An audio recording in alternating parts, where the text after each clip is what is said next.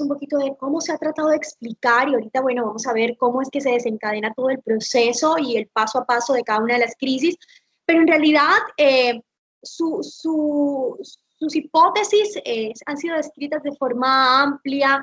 Varios autores han intentado dar explicación desde la parte psicológica hasta la parte física y bueno, encontré este estudio que me pareció muy chévere en el que ellos hablaban de un retraso en la maduración de la mielinización. ¿Qué hicieron? Cogieron niños que tenían episodios de espasmo del sollozo y tomaron un grupo control y lo que hicieron fue realizar potenciales evocados auditivos del tronco encefálico y se dieron cuenta que en los niños que presentaban episodios de contención respiratoria, realmente de espasmos del sollozo, tenían las latencias entre picos mucho más prolongadas y esto lo asociaron a un retraso en la maduración de la mielinización. Entonces hablaban de que todo esto hacía parte de un proceso de maduración y que aquellos niños que podían tener ese mayor retraso en su maduración, no asociado a retrasos psicomotores ni a retrasos del neurodesarrollo, pero en parte de su proceso de maduración habitual, podrían presentar de forma más frecuente o tratar de explicar su fisiopatología. Como les digo, todo esto son hipótesis. La secuencia típica de estos episodios es muy clara, es muy clásica, les voy a ir contando cómo se presentan, hay dos tipos en general, pero es típico el cuadro y es repetitivo el cuadro cuando se asocia a eventos, a varios eventos en un mismo paciente. ¿Qué sucede de forma inicial? El niño empieza de forma brusca, de forma inapropiada a llorar. Rompen llanto, ya les voy a mostrar diferentes situaciones, por un trauma, por una separación, porque tuvo un enojo, porque quería algo que no le dieron, niños incluso que han desarrollado espasmos del sollozo porque les cayó agua, les salpicaron agua en la cara durante el baño, sí, o sea, son realmente eventos que generan algo de furia, de frustración, de molestia en el niño, y entonces allí empieza y se desencadena el llanto. El niño no es consolado de forma rápida, el niño persiste en ese llanto que se prolonga y que posteriormente presenta la apnea. Clásicamente, pues deja de respirar, puede emitir sonidos entrecortados, empalidecen inicialmente, algunos pueden pasar a cianosis, otros no, y algunos podrían incluso en ese periodo de hipoxia presentar inmovilidad o rigidez total o parcial e incluso caer al suelo y perder el tono. Hay dos formas de presentación, una forma pálida y una forma azul o cianótica. La forma más común es la forma azul y esta pues responde a la descripción clásica de que el niño tiene una frustración, tuvo una contrariedad, no se le cumplió con lo que él quería, presentó un episodio de ira o de rabia y tras un llanto que es importante, que se desencadena de forma prolongada, y que él se siente, digamos que no es consolado, que algunos autores lo denominan como un llanto que no es lo suficientemente atendido, que no es consolado de forma inmediata, el niño más o menos en unos segundos o minutos podría presentar lo que conocemos como espasmo del sollozo y entonces presenta el episodio de apnea asociado a cianosis, a pérdida de la conciencia incluso y pérdida del tono o de rigidez. Y es básicamente lo que vemos como en esta imagen, el niño se pone morado, se pone azul, porque deja de respirar. Claramente es lo que sucede en estos pacientes. Estos niños normalmente, de hecho esta imagen la tomé de un video que quise cargar, pero no pude. Y entonces este niño, lo que sucedía, empezaba a llorar, se tiraba al suelo, estaba haciendo una pataleta y finalmente termina tirado en el piso con la boca completamente abierta y lo que pasa es que terminan en una expiración forzada y se quedan en expiración forzada, ahí es donde cambia el color de la cara, puede incluso cambiar el color del tronco, y después de esta pausa que es silenciosa y que los padres observan cómo su niño se les está poniendo morado porque está todo el tiempo en expiración, pueden hacer una inspiración fuerte y hacer algo como esto y volver sin perder el estado de conciencia, volver a su estado basal, a la normalidad, por decirlo de alguna manera. Y es a esto lo que conocemos como las formas leves. Pero si definitivamente el cuadro persiste y la cianosis ya se hace generalizada, puede haber pérdida de conciencia asociada a este cuadro. La otra forma, que es la forma pálida, también se ha denominado como una forma sincopal, suele tener desencadenantes totalmente distintos. Ya vemos que el otro era más por frustración, más por separación, por este tipo de eventos, estos suelen asociarse a traumas leves. Por ejemplo, yo tuve alguna vez de residente, recibí un niño en el Hospital Simón Bolívar que yo me moría del susto cuando ese niño lo iban a canalizar, porque a mí la jefe me llamaba y me decía, doctora, ese niño convulsiona cuando lo canalizamos. Y efectivamente, era un niño que cuando lo puncionaban lloraba de forma importante. De hecho, no lloraba, pegaba un grito gigante y luego eso se ponía muy, muy pálido y se ponía, ese niño puntualmente se ponía rígido y era básicamente un espasmo del sollozo. En ese momento después lo entendí, pero era absolutamente aterrador porque lo desencadenaba después del trauma y pues era absolutamente necesario canalizarlo. Entonces, en estas situaciones, como les decía, la forma pálida suele desencadenarse después de un trauma leve, de una sorpresa desagradable, de un temor intenso, algo que le genera miedo.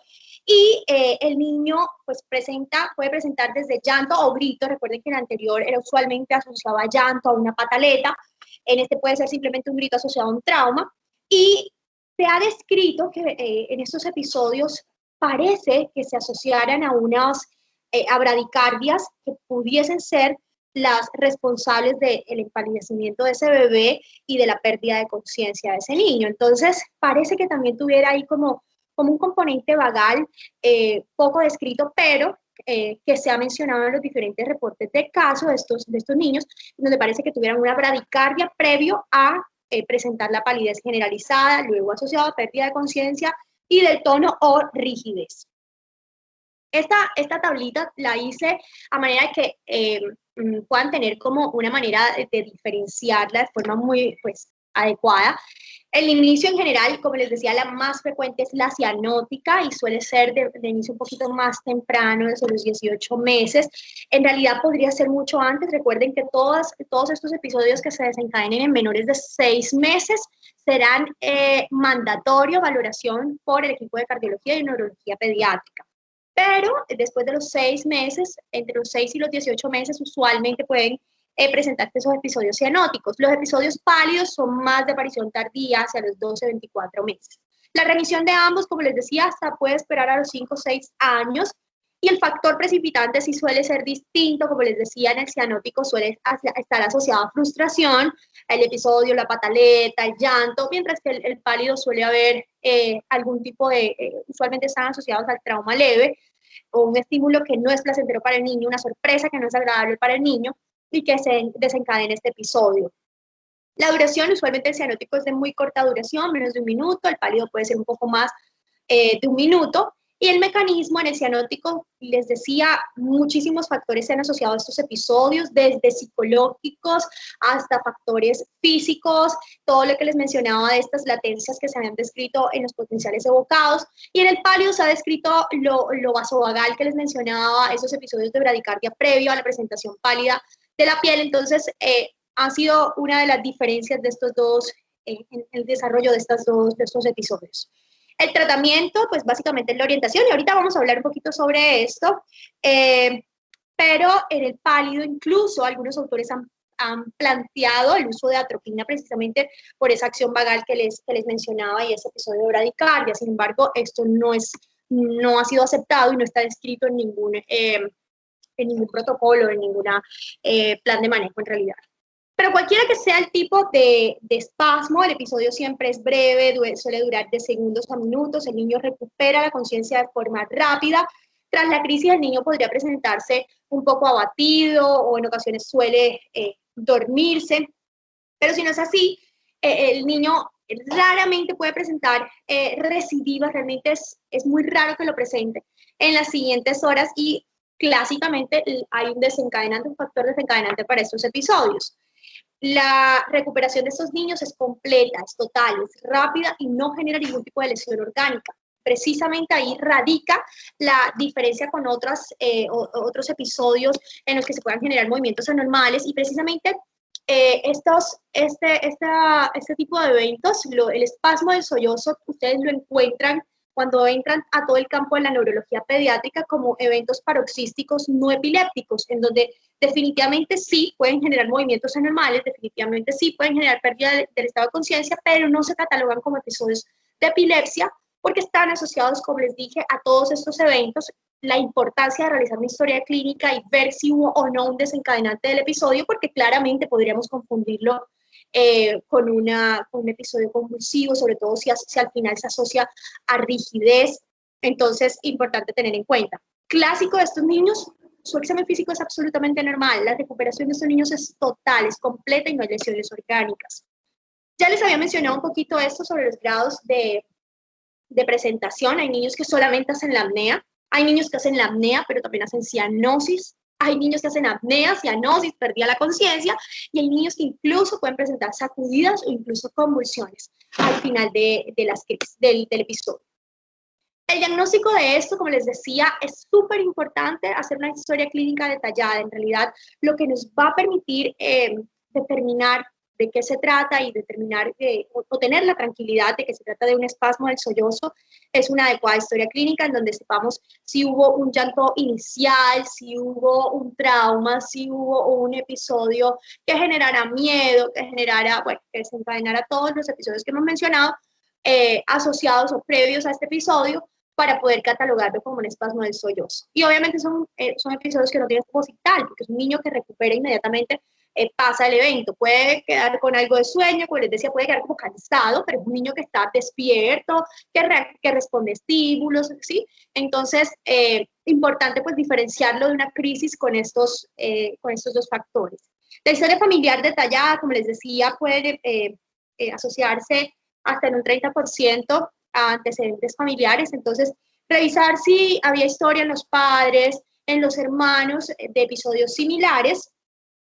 Y algunos autores han sugerido o han recomendado la realización de electrocardiograma para el primer episodio de espasmo del sollozo con el fin de descartar un QT prolongado, ya que en estos pacientes con QT prolongado podrían presentar eventos aparentemente potencialmente mortales que podrían presentarse de esta manera, incluso asociarse con síndrome de muerte súbita del lactante, y por lo cual se ha sugerido esta recomendación. En realidad, como les digo, se desconoce de forma completa la fisiopatología, se desconoce de forma completa, y todo lo que yo les he mencionado han sido hipótesis que se han planteado, y por esa razón hay muchas propuestas o recomendaciones de autores en cuanto a este tema. Y precisamente esa fue una de las que encontraba, que descartar un QT prolongado, hacer un electrocardiograma y quedar tranquilos, porque episodios o eventos potencialmente mortales o incluso síndromes de muerte súbita podrían presentarse con eventos similares. ¿Cómo es el manejo de estos episodios? Como les decía, en realidad no existe un manejo farmacológico, no hay requerimiento de colocar antiepilépticos, no hay requerimiento de hacer reanimación cardiopulmonar, porque también encuentras al papá o a la mamá que empieza a dar respiración boca a boca, o que empieza a hacer masaje cardíaco, creyendo que su hijo está en expiración forzada porque tuvo un paro. En realidad esto no es necesario. Los episodios son benignos, son transitorios y son recuperables de forma completa. Y eso es lo que tenemos que entender como familia, lo que tenemos que explicar a la familia o hacer reconocer a los padres. ¿Qué sí debemos hacer? Anticipar los episodios futuros. Ya lo vivimos una primera vez, es aterrador, absolutamente aterrador para los padres, pero cuando los episodios recurren, pues se deben anticipar estos episodios y pues obviamente reaccionar con calma. ¿Cuál es la idea? Que si el niño ha desencadenado por ciertos estímulos, eventos de frustración, eventos de trauma, pues ya los padres están preparados para reconocerlos. Por ejemplo, ese niño que les contaba, que presentaba estos episodios, lo tuvimos hospitalizado mucho tiempo, pero por otra cosa, no fue por eso. Pero ese niño era absolutamente aterrador para nosotros como personal de salud, identificar y verlo como se ponía rígido, pálido y rígido al final, después de haberle dado de intentar hacer una venopunción. Y entonces ya llegó un momento que la mamá lo sabía, lo reconocía y decía, sí, él recupera, él hace esto siempre que llora, listo, va a recuperar, siempre que llora por dolor, lo hace. Y mantenía la calma, esperaba que el episodio pasara, porque la secuencia siempre es la misma, llanto, palidez, y luego hace el episodio de rigidez. Como les dije, puede ser difícil diferenciar un episodio de convulsión o de un evento que puede poner en peligro su vida. Entonces, es importante hacer la historia clínica detallada para identificar si hubo o no un desencadenante y explicar a los padres que se trata de un episodio o de un evento no epiléptico, que es totalmente benigno y que es autolimitado. Este estudio quise traérselos porque cuando uno empieza a revisar sobre manejo de espasmo del sollozo, encuentra mucha información sobre la asociación de anemia y espasmo del sollozo y entonces de la suplementación con sulfato ferroso en esos niños. Pues resulta, pues con hierro en esos niños.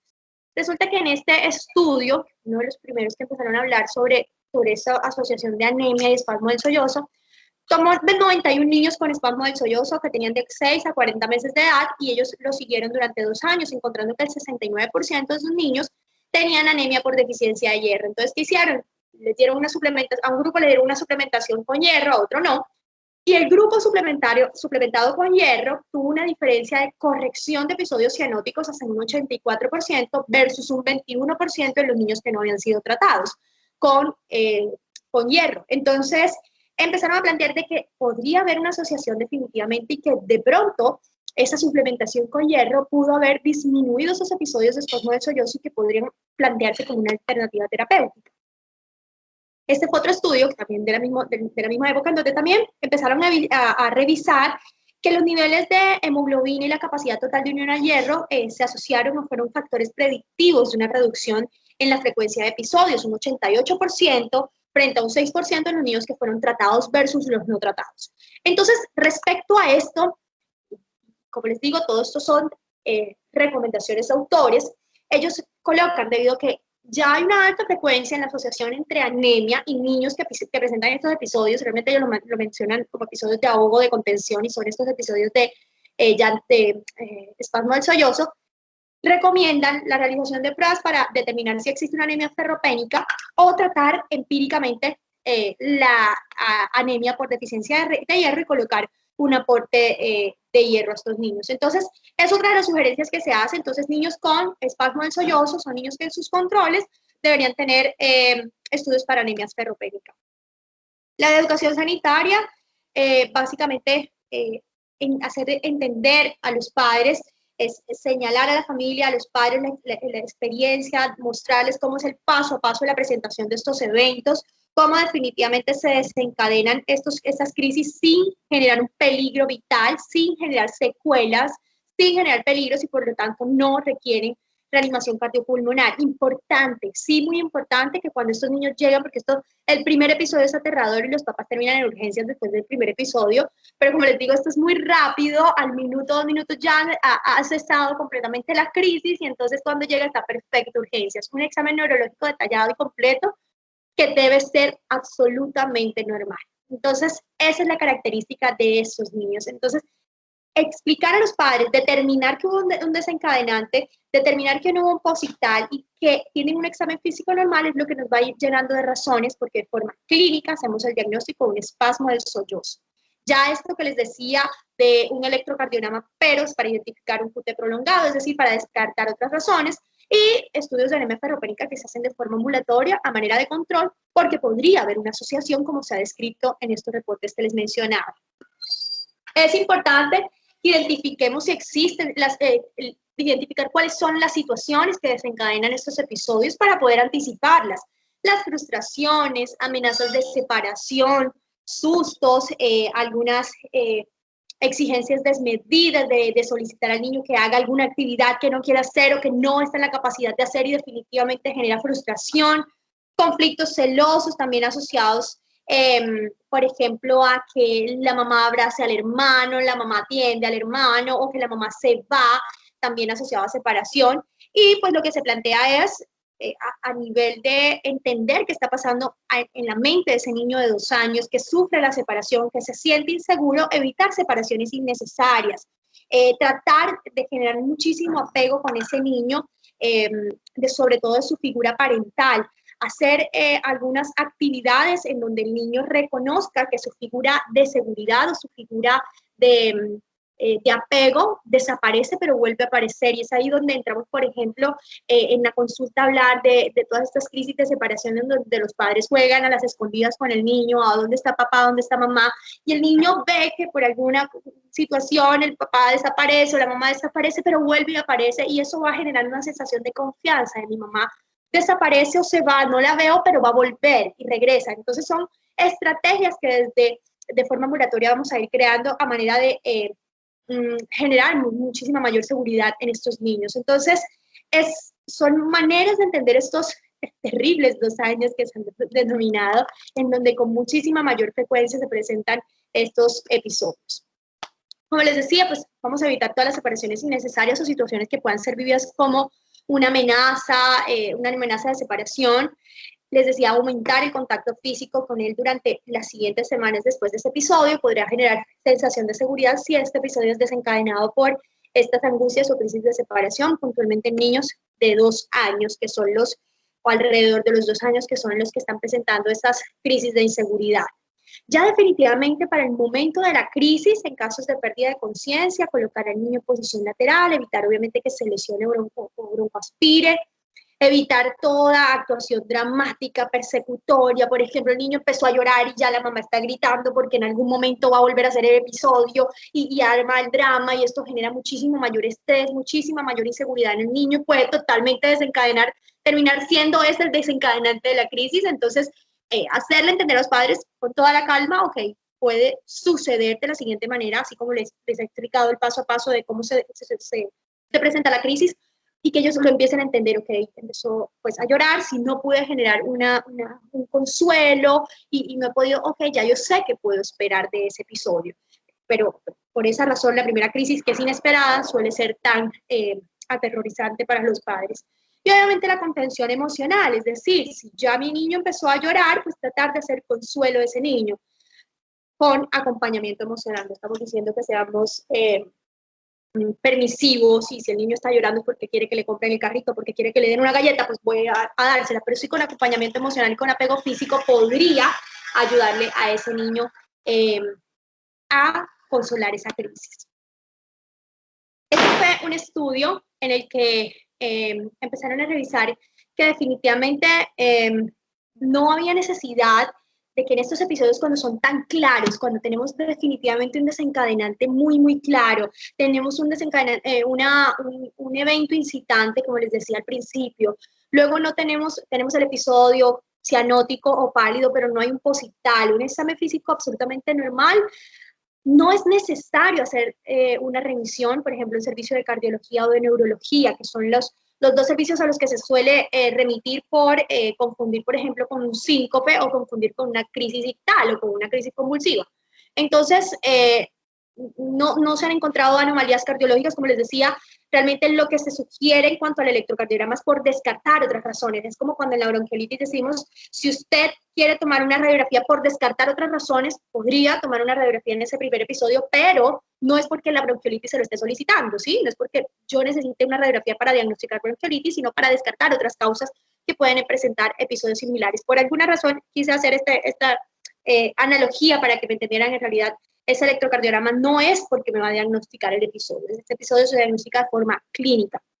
Entonces, como les decía, no suelen asociarse a anomalías cardiológicas, no se asocian a anomalías neurológicas, entonces no es necesario derivar a ninguna de estas especialidades, que no va a ser ninguna intervención distinta o un tratamiento adicional. Antes, aquí había agregado otra, sino que me tocó abrirla desde otro lado, me la había enviado al computador, al correo antes. Aquí había agregado una diapositiva de signos de alarma, en donde definitivamente sí debemos remitir a estas especialidades, especialmente cuando estos episodios definitivamente no han tenido un desencadenante. O sea, si el niño presenta el episodio, pero no había un llanto previo, no había un episodio traumático, no había nada que hubiera desencadenado la crisis o que generara frustración y que los padres lo pudieran asociar. Definitivamente, cuando el episodio se presenta antes de los 6 meses, es necesario estudiar y descartar que no se trate de episodios de crisis convulsivas. Cuando definitivamente tarda más de 5 minutos en recuperar, como les dije, estos eventos son rápidos, no generan ningún tipo de secuelas, recuperan rápidamente la conciencia, tardan de segundos a unos pocos minutos, 2-3 minutos, pero no debe extenderse a más de 5 minutos sin recuperación del estado de conciencia. Entonces, claramente podríamos hacer diagnóstico diferencial con algunas crisis dictantes. Y bueno, lo que les decía, si definitivamente el episodio de rigidez, una que no recupere la conciencia rápidamente, otra que el episodio de rigidez o de alteración del tono persista por más de 5 minutos. Muchísimas gracias. Doctora, usted, muchísimas gracias por acompañarnos el día de hoy, por estar aquí con nosotros, por dedicar este tiempo para el Grupo de Interés de Pediatría de la Universidad de La Sabana.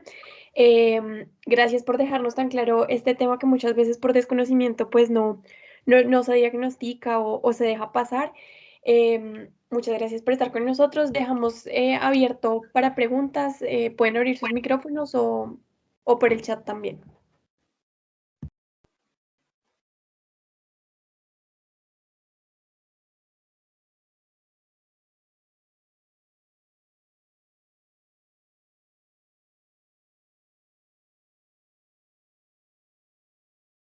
Bueno, creo que todo quedó muy claro. Muchísimas Dale, no gracias, te muy preocupes. amable.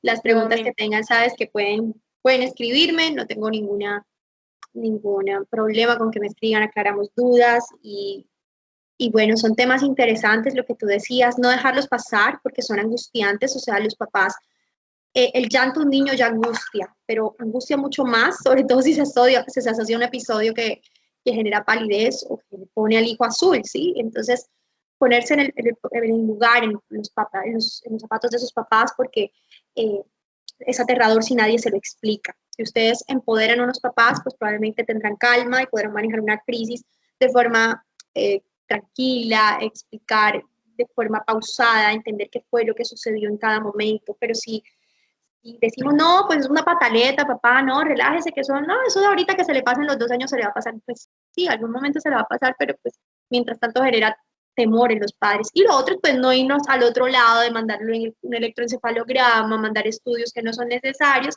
porque los confundimos con una crisis convulsiva. Entonces, importante siempre, historia clínica súper, súper detallada. Estos episodios son de la consulta, estos episodios son de ambulatorios, como les digo, usualmente el primer episodio lo llevan a urgencias, pero son cuestiones que se pueden manejar y se pueden hablar desde una consulta. De educar a los padres es fundamental. claro, muchísimas gracias. Aquí tenemos una duda en nuestro chat. Dice Valentina Puentes, en caso de que se presente el episodio, es recomendado levantar al niño, alzarlo o consolarlo, como calmarlo. Si está, depende en qué momento del episodio estamos. Si el niño está llorando, apenas acá, recuerden que eran varias fases. La primera fase es solamente del llanto o del temor, ese momento, ese evento que genera llanto. Entonces ahí acompaño. Si está el niño y si quiere apego, bueno, aquí me voy a meter un poquito con crianza respetuosa, con manejo de pataletas y bueno, otras cosas, pero si el niño está en medio de una pataleta o está llorando y yo voy, me pongo al nivel de él, estoy entendiendo qué le está pasando, acompaño emocionalmente y quiere que yo lo abrace, porque yo estoy ahí acompañando, pero no lo agarro a abrazarlo porque en ese momento no está preparado para recibir un abrazo, no lo voy a abrazar, no lo voy a agarrar. Si él lo hace, yo estoy ahí acompañando, perfecto, voy a estar acompañando y abrazándolo.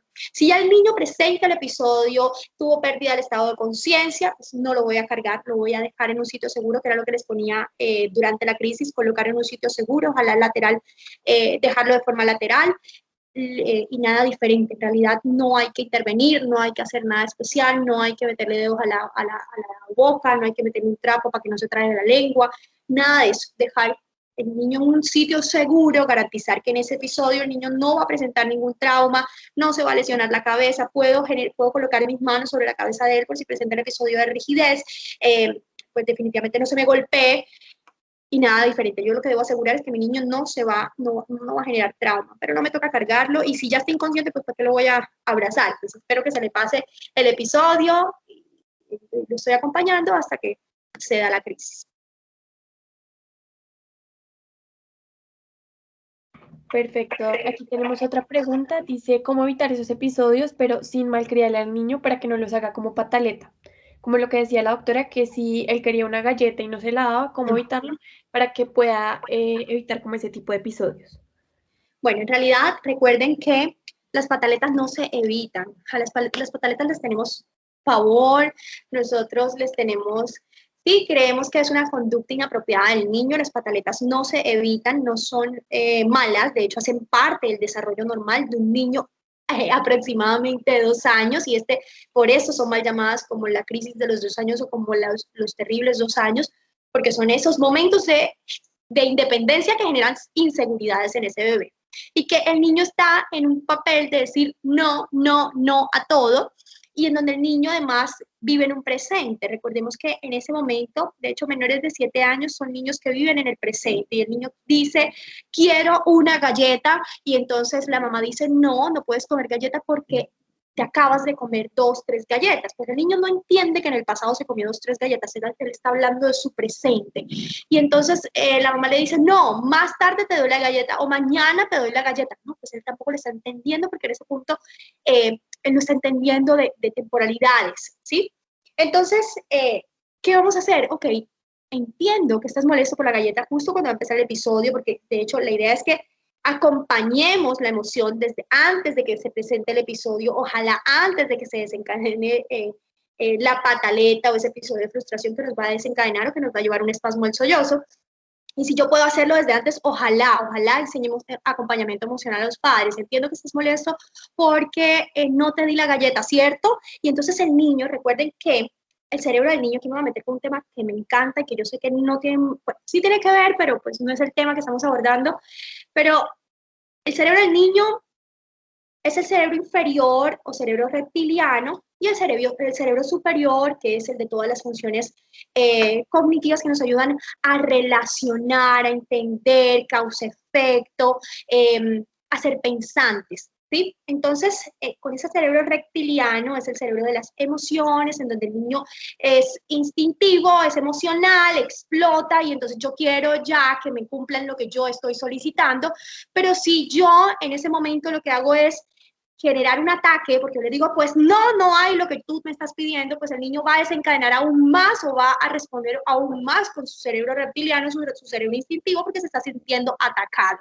Si definitivamente yo logro crear esa conexión, esa relación en donde estoy entendiendo la emoción de mi niño, es mucho más probable que allí empiece a trabajar su cerebro superior y baje como esa carga de cerebro inferior que estaba respondiendo, esa carga de cerebro instintivo emocional que estaba respondiendo, para empezar a ser pensante. Si yo ataco a mi niño, si yo empiezo a gritar a mi niño, si yo empiezo a decirle, te paras porque de ahí no te puedes sentar o nos vamos del parque ya, pues sencillamente él se va a sentir atacado y responde con cerebro reptiliano. Entonces, es enseñar a los padres a cómo acompañar este proceso, cómo entenderlo, ¿sí?